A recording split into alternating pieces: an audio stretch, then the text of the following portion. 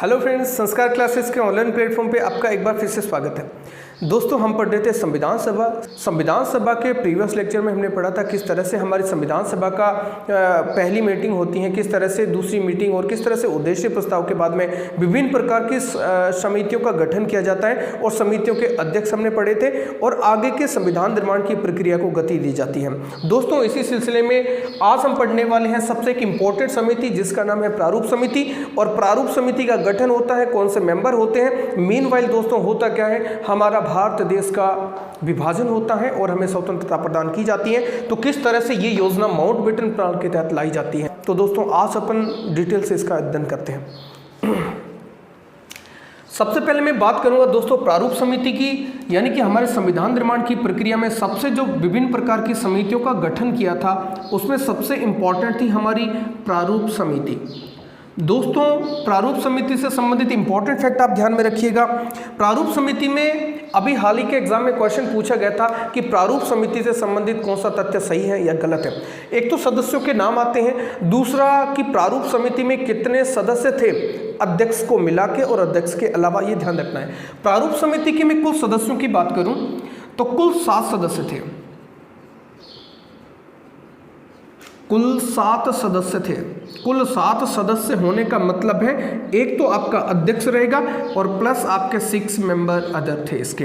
दोस्तों, इन सबको अपन ट्रिकी वे में याद रखते हैं। क्वेश्चन जनरली पूछा जाता है निम्न में से कौन सा संविधान सभा का सदस्य था या नहीं था। देखो 7 सदस्य कौन से थे, पहले मैं नाम लिखता हूं अध्यक्ष का। प्रारूप समिति के अध्यक्ष थे डॉक्टर BR अम्बेडकर, सभी जानते हैं दोस्तों डॉक्टर BR अम्बेडकर। बाकी के सदस्यों के नाम दोस्तों किस तरह से याद रखना है, इसके लिए मैं एक आपको छोटी सी ट्रिक बताऊंगा, उस ट्रिक के माध्यम से आप इजीली उसको याद रख सकते हो। पहले मैं नाम लिख देता हूं, उसके बाद मैं ट्रिक बताता हूं। पहला आपका आएगा अल्लादी कृष्णा स्वामी अय्यर,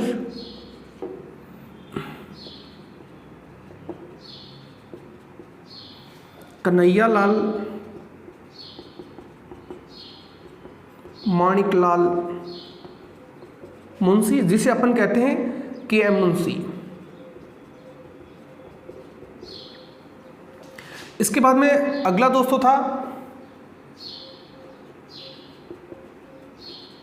N माधवराव। 5 नंबर पे बात करते हैं कृष्ण कन्हैया माधव और गोपाल।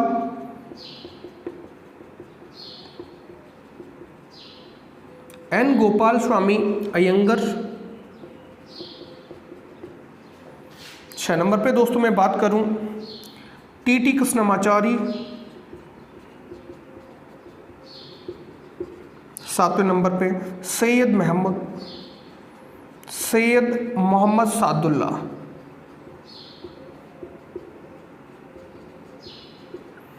ये दोस्तों हमारे संविधान सभा के 7 सदस्य थे। इनमें से माधव राय BL मित्तर की जगह आए थे, BL मित्तर की जगह। क्यों BL मित्तर ने रेजिग्नेशन दे दिया था? स्वास्थ्य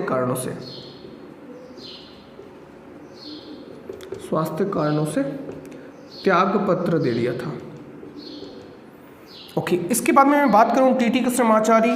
ये आपका 1948 में DP खेतान की मृत्यु,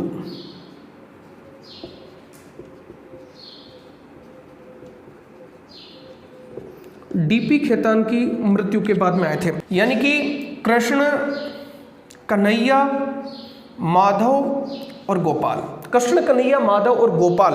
देखो दोस्तों, यानी कि पहले हमारे संविधान सभा में कृष्णमाचारी नहीं थे और उसकी जगह किसको रखा था? खेतान को रखा था। DP खेतान हो क्या गई, उसकी मृत्यु हो गई। यानी कि हमें तो कौन सा चाहिए था, ये से देखो, यानी कि कृष्ण के नाम के बिना वाला हमने लिया था DP खेतान, मृत्यु हो गई। कौन आ गया? कृष्णमाचारी, क्योंकि हमें तो क्या चाहिए था?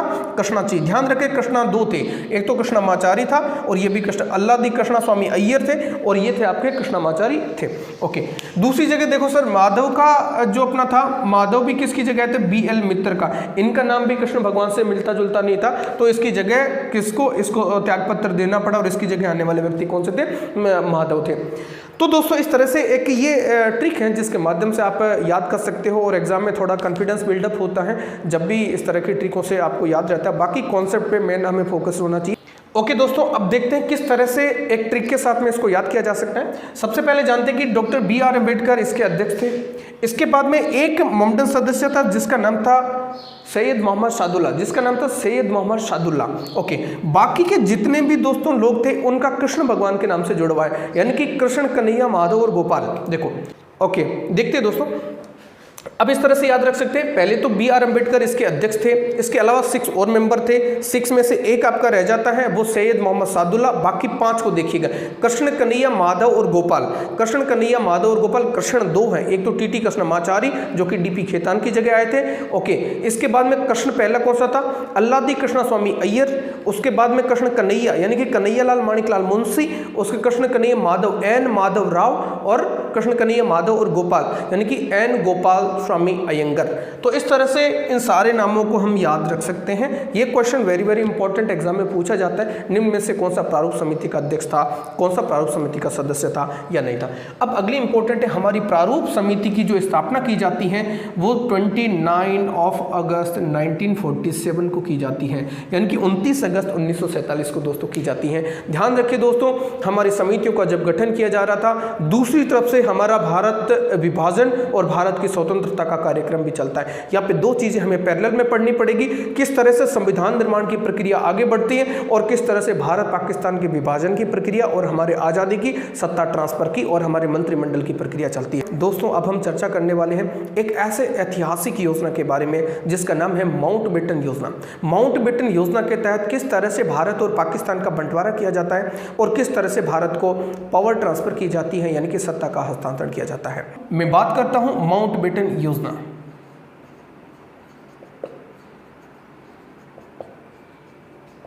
माउंटबेटन योजना, ओके, सबसे पहले मैं बात करूंगा दोस्तों 20 फरवरी 1947।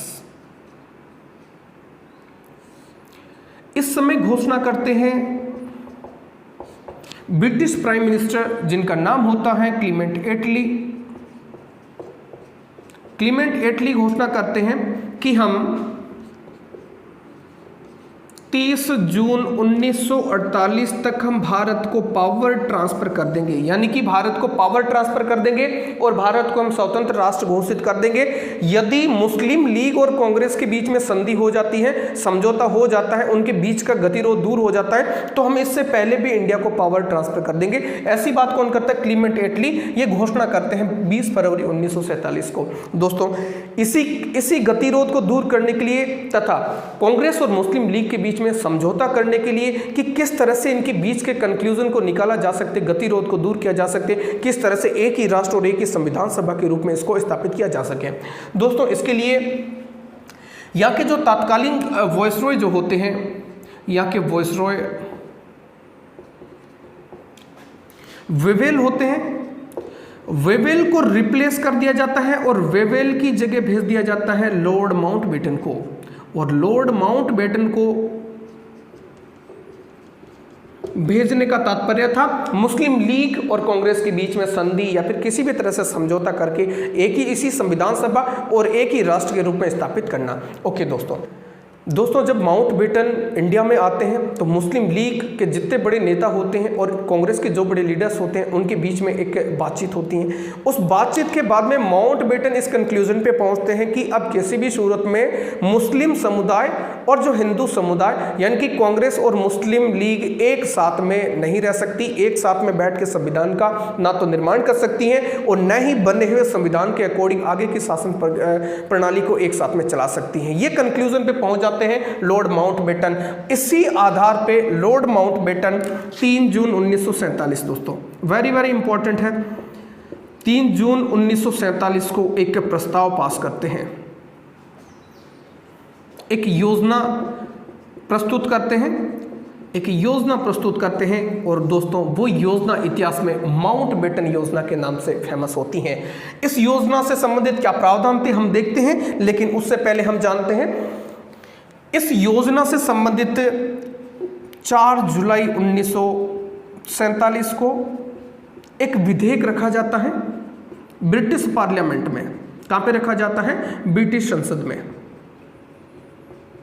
क्या प्रोविजन थे इस विधेयक के, वो आगे डिस्कशन करते हैं। 4 जुलाई 1947 को विधेयक रखा जाता है जो कि 18 जुलाई 1947 को पारित कर दिया जाता है।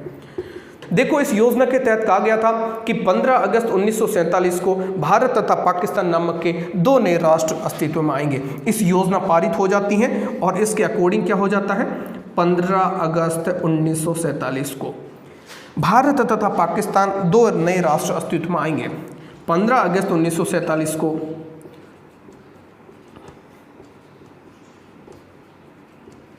भारत तथा पाकिस्तान नामक के 2 नए राष्ट्र अस्तित्व में आएंगे तथा दोनों देशों के पास में अपनी अपनी संविधान सभाएं होगी जो अपने अपने संविधान का निर्माण करेगी तथा ये अपने गवर्नर बनाएगी, यानी कि वॉइस रॉय के पास में जो शक्तियां थी वो समाप्त कर दी जाती है। वॉइस रॉय का पद समाप्त कर दिया जाता है। उसके बाद में गवर्नर की नियुक्ति कर दी जाती है। दोस्तों पता होगा हमने यानी कि भारत ने लॉर्ड माउंटबेटन को स्वतंत्र भारत का पहला गवर्नर जनरल स्वीकार किया था। वहीं पाकिस्तान ने मोहम्मद अली जिन्ना को अपना पहला गवर्नर जनरल बनाया था। इस योजना के तहत जब तक संविधान सभाएं अपना अपना संविधान नहीं बना लेती तब तक 1935 के संविधान के अकॉर्डिंग व्यवस्था चलती रहेगी। अब वो संप्रभु निकाय बन गया था। इसका मतलब चाहे तो वो किसमें उसी तरह का अमेंडमेंट कर सकता है, चाहे तो उसको निरस्त कर सकता है, लेकिन शासन व्यवस्था चलाने के लिए 1935 के अधिनियम को फॉलो कर सकते हैं। दोस्तों अब हम जानते हैं कि जब भारत और पाकिस्तान 2 अलग अलग राष्ट्र हो जाते हैं तो हमारी संविधान सभा पे इसका क्या असर पड़ता है। देखो यानी कि स्वतंत्रता के बाद में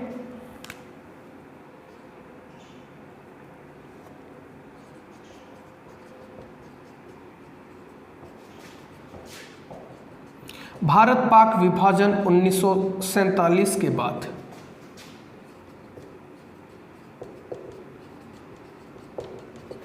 संविधान सभा पर असर। दोस्तों हमारे संविधान सभा पे जो सबसे पहला असर पड़ता है कि जो सदस्य अभी तक भारत में शामिल थे, हालांकि उन सदस्यों ने भले ही हमारे संविधान सभा का बहिष्कार किया हो, लेकिन वो आंकड़ों के रूप में अभी भी यहाँ पे मौजूद था। मतलब अभी हमारी संविधान सभा के टोटल सदस्यों की संख्या 389 हुआ करती थी। लेकिन जो कुछ सदस्य जो पाकिस्तान में अब चले गए हैं, अब उनके बाद में हमारी संविधान सभा के सदस्यों की संख्या कम हो जाती है। कितनी कम होती है? देखो ये तो थी हमारे कैबिनेट मिशन के अनुसार। कैबिनेट मिशन के अनुसार हमारे 389 मेंबर होने चाहिए थे, लेकिन जब आपका माउंटबेटन प्लान आ जाता है, या फिर मैं कह दूंगा 3 जून 1947 कह दूं, या फिर स्वतंत्रता पश्चात कह दूं, स्वतंत्रता पश्चात हमारे जो सदस्यों की जो संख्या है वो आपकी हो जाती है 324। अब दोस्तों देखिएगा, यानी कि जो मुस्लिम लीग के सदस्य यहाँ से चले गए हैं, जब हमने देखा हमारे पास में कितने सदस्य हैं तो उस समय हमारे सदस्यों की संख्या 324 थी। लेकिन दोस्तों हमने अपने संविधान सभा का पुनर्गठन किया। पुनर्गठन करने का सबसे मुख्य उद्देश्य ये था कि सदस्य तो कुछ चले गए हैं, पर जरूरी नहीं है कि एक सदस्य गया तो उसके पीछे 10 लाख जनसंख्या भी गई है। हो सकता 2 व्यक्ति चले गए हो, 2 मुस्लिम लीग के नेता गए, उसके पीछे जाने वाली जनसंख्या 10 लाख ही हो। इसका मतलब हमें पुनर्गठन करना पड़ेगा, क्योंकि कैबिनेट मिशन कहता था कि 10 लाख की जनसंख्या पे आपको एक व्यक्ति रखना है। क्या हमने 324 रखे हैं? क्या वो प्रति 10 लाख पे एक व्यक्ति का प्रतिनिधित्व कर रहे हैं? तो हमने इसका किया था पुनर्गठन। पुनर्गठन हमने किया था दोस्तों 31 अक्टूबर 1947 को हमने किया था पुनर्गठन। और पुनर्गठन के बाद में हमारा जो डाटा निकल के आया था वो था 299, यानी कि हमारी संविधान सभा जो अल्टीमेटली लास्ट में बनकर तैयार हुई थी। पुनर्गठन के बाद में उनके सदस्य संख्या थे 299 और लास्ट में देखेंगे किस तरह से 284 यानी कि 284 सदस्यों ने हमारे संविधान पे हस्ताक्षर किए थे। अब देखते हैं दोस्तों 299 सदस्य यहाँ पे निकल के आते हैं किस समय के बाद में? पुनर्गठन के बाद में। देखो दोस्तों थोड़ा इसको याद करने का तरीका भी आप यहाँ से देख सकते हैं कि 389 थोड़ा सा एक मैं आपको ट्रिक भी बता देता हूँ कि जिस तरह से मैंने याद किया है। एक कंबाइंड फैमिली होती है तो 8-9 मेंबर देखो ये तो कॉमन है, दोनों 3-3 तो यहाँ पे कॉमन है, यानी कि 8-9 सदस्य होते कि नहीं होते।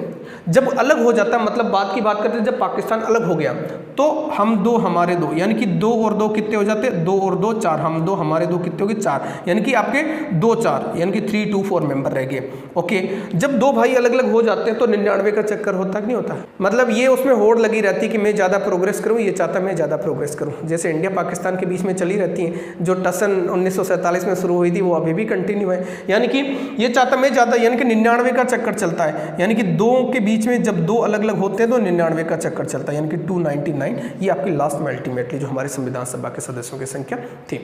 ओके दोस्तों, अब हम बात करते हैं दोस्तों इसके बाद में दूसरा हमारी संविधान सभा पे क्या असर पड़ा था। ये तो पहला असर था। दूसरा, हमारी संविधान सभा एक संप्रभु निकाय बन गई थी।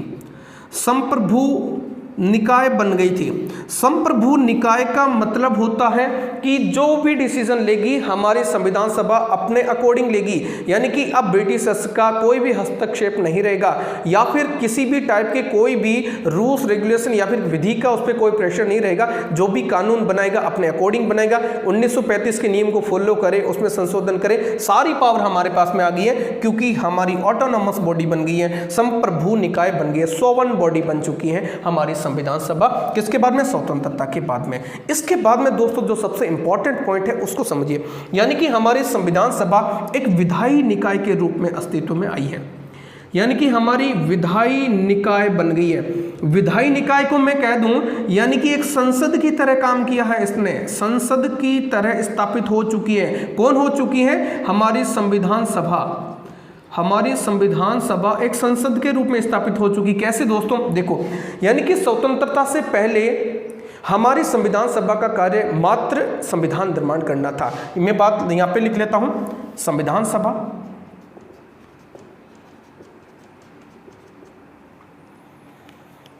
संविधान सभा का यहाँ पे जो कार्य रहता है उस समय एक रहता है मात्र संविधान निर्माण करना, संविधान का निर्माण करना। लेकिन दोस्तों आपको पता होगा हमें स्वतंत्रता मिल गई है तो हम प्रशासनिक व्यवस्था, जो भी शासन व्यवस्था किसके अकॉर्डिंग चलाएंगे? हम भारतीय स्वयं अपने अकॉर्डिंग चलाएंगे। और जो लोग संविधान निर्माण में बैठे थे उन्हीं लोगों को यह जिम्मा सौंप दिया गया कि अब वो विधायी निकाय के रूप में, संसद के रूप में बन गए थे। कौन बन गई थी? हमारी संविधान सभा। और आपको पता होगा दोस्तों हमारे संविधान सभा के संविधान निर्माण प्रक्रिया के लिए जो अध्यक्ष बने थे वो थे डॉक्टर राजेंद्र प्रसाद। ये जो दोनों काम है हमने शिफ्टों में किया था। एक दिन हमारा जो काम चलता था संविधान निर्माण का कार्य चलता था, और एक है जो शासन व्यवस्था चलाने के लिए, यानी कि जो 1935 के अधिनियम के तहत सामान्य शासन व्यवस्था को चलाने का काम भी अब हमारी संविधान सभा को सौंप दिया था। यानी कि संविधान सभा एक विधायी निकाय बन गई थी। यानी कि स्वतंत्रता के बाद में हमारी संसद कौन बन गई थी? हमारी संविधान सभा ने ही संसद की तरह रोल किया था। क्योंकि दोस्तों जब अंग्रेज चले गए थे, जो आज हमारी संसद जो काम करती है वो तो हमारी संसद ने, हमारी संविधान सभा ने किया ही है, साथ ही साथ संविधान निर्माण का काम भी इन्होंने किया है। एक्चुअल में इसकी स्थापना तो संविधान निर्माण के लिए ही हुई थी। तो जो संविधान सभा के विधायी निकाय के रूप में अध्यक्षता करने वाला नया व्यक्ति हमें जरूरत पड़ी थी, और वो बने थे जीवी मावलंकर। वेरी वेरी इंपॉर्टेंट है ये दोस्तों, जीवी मावलंकर। यानी कि हमारे संविधान सभा के विधायी निकाय के रूप में अध्यक्षता किसने की थी?